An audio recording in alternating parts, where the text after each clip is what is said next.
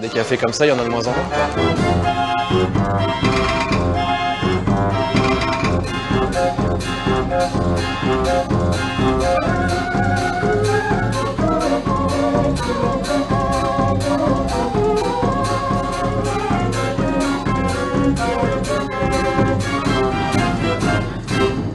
Je dirais l'attraction du lieu, c'est la salle des orgues. C'est un orchestre qui fonctionne tout seul et donc il y a un côté un peu magique. On a l'impression qu'il y a un esprit dedans qui fait jouer les instruments et on dirait que des fois ils se parlent entre eux. Bah, c'est unique au monde, quoi. Aujourd'hui, ça revient un peu à la mode parce que c'est quelque chose qui est unique et donc il n'y en a plus beaucoup puisque beaucoup ont jeté les orgues. Ceux-là, c'est vraiment les vestiges en fait d'une époque. Donc là, vous êtes dans les coulisses, derrière l'orgue, en fait, c'est là où on range notre trésor, puisque c'est la collection de cartons qui permet donc d'alimenter l'orgue. C'est vraiment des pièces uniques, c'est des cartons perforés, tout a été fait main.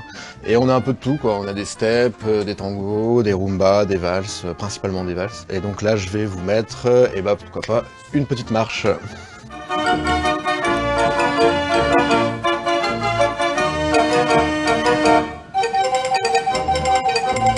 Ce bar, c'est mon premier contact avec le village. Je suis arrivé, les voisins m'ont dit viens boire un coup au café des orgues et puis comme tous les gens qui passent la porte pour la première fois, j'étais abasourdi, quoi. Je me suis dit c'est quoi ce café, quoi. Donc, tout le monde a une petite anecdote avec les orgues, forcément.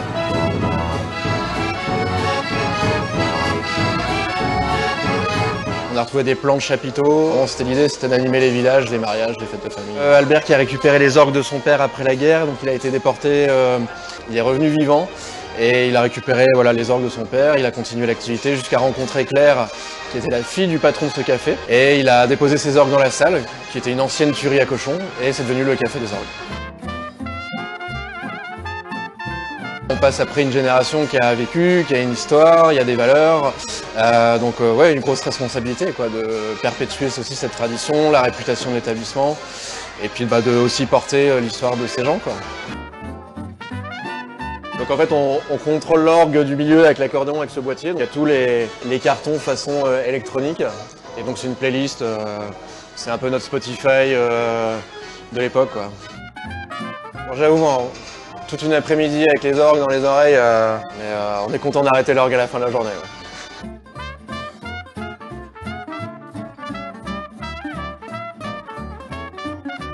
Bonjour, ça va? Bienvenue au Café des Orgues.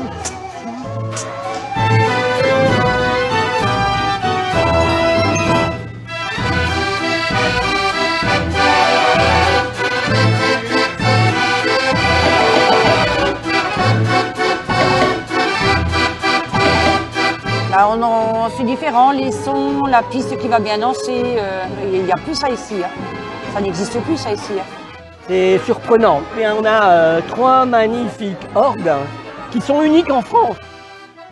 Tout le monde se parle, il n'y a pas besoin de se connaître pour se parler. Il n'y a pas de différence sociale ou d'origine. On est dans une société où les gens ils se rencontrent de moins en moins. Et là, c'est l'occasion de se parler pour de vrai, quoi. C'est pas pour rien qu'ici, dans les Flandres, avant, les conseils municipaux se faisaient dans les estaminets, quoi. C'était vraiment le cœur du village. On appelait ça les maisons communes, quoi. Ça aurait pu partir en Amérique ou en Australie. Vous pouvez venir avec tes dollars, c'était pas à vendre, non. C'est les orgues d'Herzl, tu vois. Et non, ça restera.